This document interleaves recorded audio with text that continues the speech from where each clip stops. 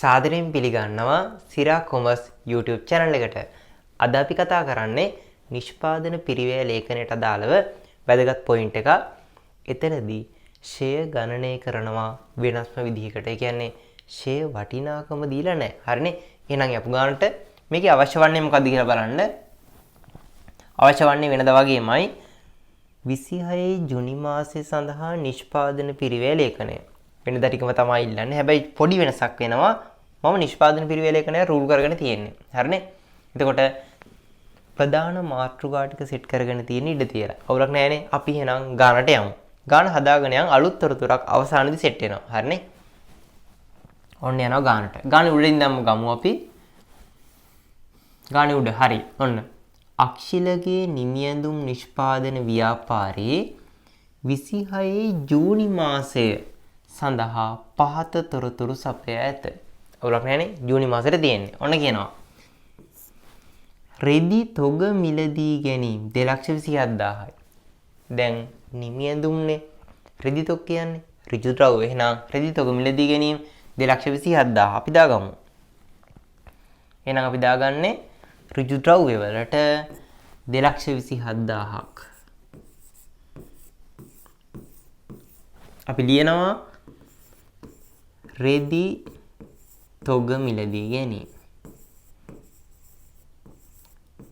රෙදි තොග මිලදී ගැනීම. හරි ඍජු ශ්‍රමය ගමු.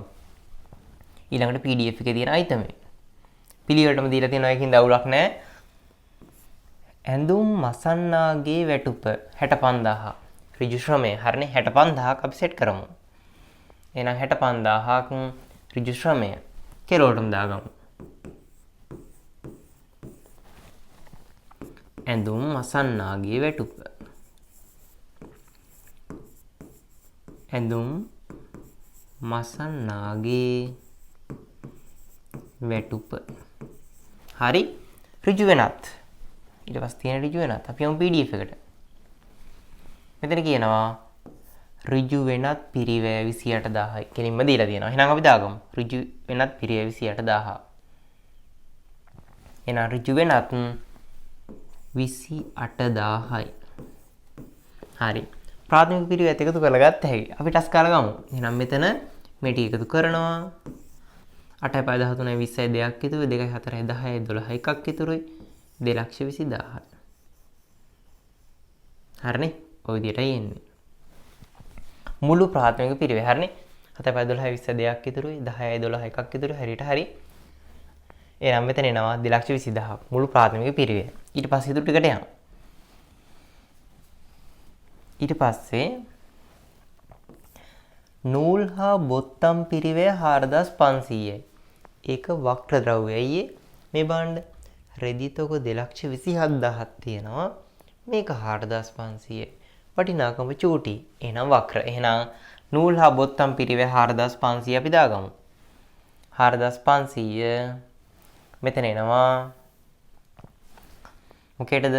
වක්‍ර ද්‍රව්‍ය වලට. වක්‍ර ද්‍රව්‍ය වලට. හරිනේ? කියන්නේ නිෂ්පාදන පොදුකාර්ය පිරිවැය වක්‍ර ද්‍රව්‍ය 4,500 පළවෙනි තීරුවට දාලා ගමු 4,500ක්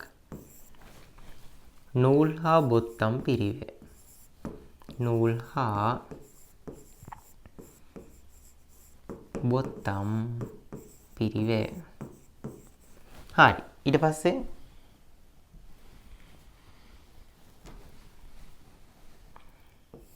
සුපරීක්ෂණ වේතන 82,000යි. ඒක කොහෙටද දාන්නේ? වක්‍ර ශ්‍රමය. එහෙනම් සුපරීක්ෂණ වේතන 82,000යි. 82,000ක් මෙතන අපි දාගන්නවා සුපරීක්ෂණ වේතන. සුපරීක්ෂණ වේතන. හරි. ඊට පස්සේ ඉතුරු ටිකට යන්න. ඊට පස්සේ කියනවා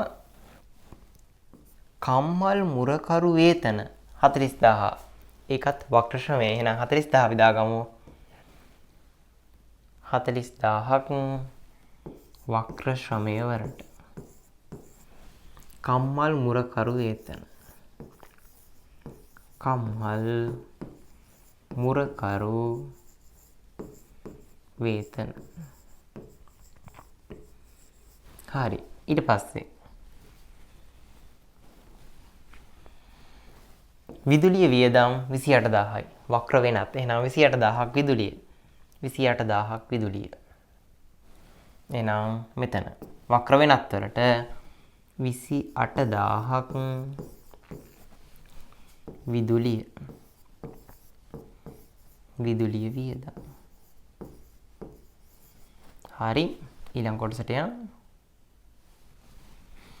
ඊට පස්සේ ගොඩනැගිලි කුලී වියදම් 20000ක් වක්‍ර වෙනත්. එහෙනම් 20000ක් ගොඩනැගිලි කුලී වියදම්. 20000ක්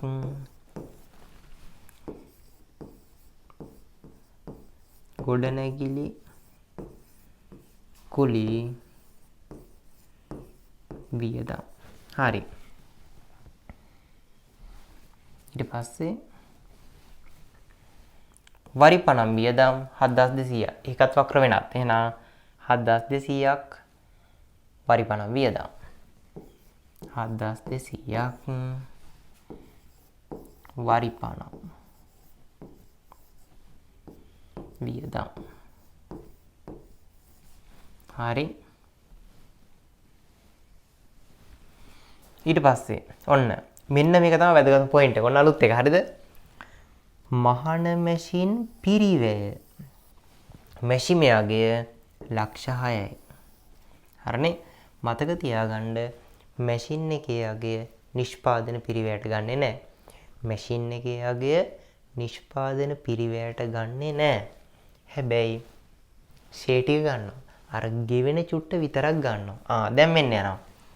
මහන මැෂින් වාර්ෂිකව අවුරුද්දටම පිරිවැය මත 5%ක් බැගින් සරල මාර්ග ක්‍රමයට ෂේ කරයි. එතකොට මහන මැෂිමේ ෂේ ටික විතරක් අපි දාන්න ඕන. හරිනේ? එහෙනම් මේකේ මම ලියා ගන්නම් මෙතන මහන මැෂින් ෂේ කියලා මෙතෙන්ට ෂෙඩියුල් එකේ. ෂෙඩියුල් එක අපි උඩට ගමු ටික.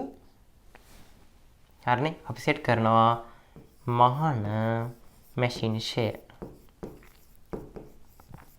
මහන මැෂින් ෂේ. හරිනේ? මහන මැෂින් ෂේ ගානේදී අපි PDF එකේම ගමු. ඒක තොරතුර මෙතන PDF එකේ මහන මැෂිමේ ලක්ෂ 6ක් තියෙනවානේ. වාර්ෂිකව පිරිවැය මත 100%ක් ෂේ කරනවා. එතකොට ලක්ෂ 6ට 100%ක් ගන්නවා. හරිනේ? 100%ක් 100%ක් කියන්නේ 30000යි. 30000 වාර්ෂික. අපි මේ නිෂ්පාදන පිරිවැය ලේඛනය හදන්නේ කොච්චර කාලයකටද? ජුනි මාසෙ සඳහා. මාසෙකට ගන්න ඕන. එහෙනම් මේ තියෙන්නේ අවුරුද්දටනේ. මාස 12කට. එහෙනම් එක මාසයකට ගන්න 12න් බෙදනවා. එහෙනම් කීයද? 12 සරත් 2යි. හරිනේ? 60ට 12 සරත් 5යි. 2500ක්. එහෙනම් මහන මැෂින් ෂේ කියලා දාන්නේ මාසයකට ෂේ 2500ක්. එහෙනම් 2500 අපි දාගමු. එහෙනම් අපි දාගත්තා 2500ක්. 2500යි. ඔච්චරයි. PDF එකේ ඉච්චරයි නේද තිබ්බේ? එහෙනම් වැඩේ ගොඩ ඒ ටික විතරයි දාන්න දෙන්නේ. පිරිවෙ හැම දාන්නේ නැහැ. හරිනේ? එහෙනම් අපි යමු. අරක එකතු කරලා ගමු. නිෂ්පාදන පිරිවෙල එකන එකතු කරමු. දැන් ප්‍රාථමික පිරිවෙලට නිකන් අපි සෙට් කරලා තියෙන්නේ මෙතෙන් යනකම්. හරිනේ? එහෙනම් මෙතන ටික එකතු කරමු. ටස් කාලා නිෂ්පාදන පොදු කාර්ය ටික. හරිනේ? හරි.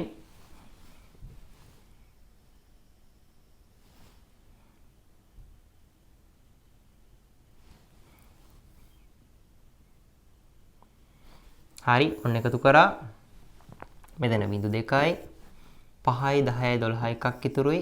10යි 18යි 20යි 24යි දෙකක් ඉතුරුයි. 2 4 6 10යි 18යි. එහෙනම් 1,84,200යි. හරිනේ? 5යි 10යි 12යි එකක් ඉතුරුයි. 7යි 8යි 15යි 9යි 24යි දෙකක් ඉතුරුයි. 2 4 6 10යි 18යි හරියට හරි 1,84,200යි. එහෙනම් මෙතන ප්‍රාථමික පිරිවෙයාව මුළු ප්‍රාථමික පිරිවෙය 2,20,000ක් ඒකට නිෂ්පාදන පොදුකාරය එකතු කරනවා. එහෙනම් ටස් කරලා අපි එකතු කරමු. හරි. ඔන්න එකතු කරා. ඩබල් ඩිරක් ගහලා එකතු කරන්න 200යි 4යි 8යි 2යි 10යි 4යි. හරිනේ? 200යි 4යි 10යි 4යි. හරියට හරි. එහෙනම් මෙතන එන එකතුවට අපි ලියනවා මොකද්ද? මොකද ලියන්නේ? මුළු නිෂ්පාදන පිරිවැය. එහෙනම් අපි ලියනවා මෙතෙන්ටත් නම ලියමු අපි මේකට. ඒකට කියනවා මුළු නිෂ්පාදන පොදුකාර්ය පිරිවැය. මුළු නිෂ්පාදන පොදුකාර්ය පිරිවැය. පොදුකාර්ය පිරිවැය. ඊට පස්සේ අවසාන උත්තරේ මුළු නිෂ්පාදන පිරිවැය. මුළු නිෂ්පාදන පිරිවැය. මෙන්න මේ උත්තරේ. ඔය විදිහටයි එන්නේ. හරිනේ? එකම දේ මැෂින් එකේ පිරිවැය දාන්න එපා. ඒකේ ෂේ ටික විතරක් දාන්න ඕන. හරිනේ? එහෙනම් අපි මේකට දාලා අභ්‍යාස දෙකක් විතර කතා කරමු ඊළඟ වීඩියෝ එකේ.